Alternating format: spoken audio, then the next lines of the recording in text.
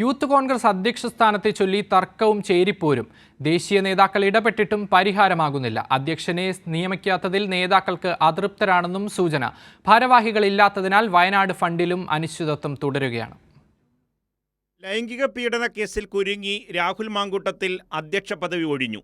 പക്ഷേ ഇതുവരെ യൂത്ത് കോൺഗ്രസിന് പുതിയൊരു അധ്യക്ഷനെ തീരുമാനിക്കാനാകുന്നില്ല. Binu Chulliyil, KM Abhijith, Abin Varkey, OJ Janeesh, VP Dulkifil എന്നിവരാണ് പരിഗണനയിൽ ഉള്ളത്. അവസാന ചുരുക്കപ്പട്ടികയിൽ ബിനു ചുള്ളിയലും അഭിജിത്തും അബിൻ വർക്കിയും മാത്രമെന്നാണ് സൂചനകൾ. അബിനായി രമേശ് ചെന്നിത്തലയും അഭിജിത്തിനായി A ഗ്രൂപ്പും രംഗത്തുണ്ട്. യൂത്ത് കോൺഗ്രസ് അധ്യക്ഷ പദവി കാലങ്ങളായി A വിഭാഗത്തിന്റെ കൈവശമാണ്. അത് വിട്ടുകൊടുക്കാൻ A വിഭാഗം തയ്യാറല്ല. എന്നാൽ ബിനു ചുള്ളിയലിനായി KC വിഭാഗം അവകാശവാദം ഉന്നയിച്ചാൽ സ്ഥിതി മാറും. പദവിക്കായി ഗ്രൂപ്പുകൾ വടംവലി ശക്തമാക്കിയതോടെ യൂത്ത് കോൺഗ്രസ് ദേശീയ അധ്യക്ഷൻ ഉദയഭാനു ചിബ്ബ് നേതാക്കളുമായി ചർച്ച നടത്തി.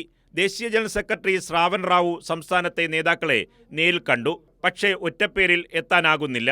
അതേസമയം ഭാരവാഹി ഇല്ലാത്തതിനാൽ വയനാട് ഫണ്ടിലും അനിശ്ചിതത്വം തുടരുകയാണ്. 88 ലക്ഷം രൂപ പിരിഞ്ഞുകിട്ടിയെന്നാണ് രാഹുൽ മാങ്കൂട്ടത്തിൽ അവസാനം പറഞ്ഞ കണക്ക്.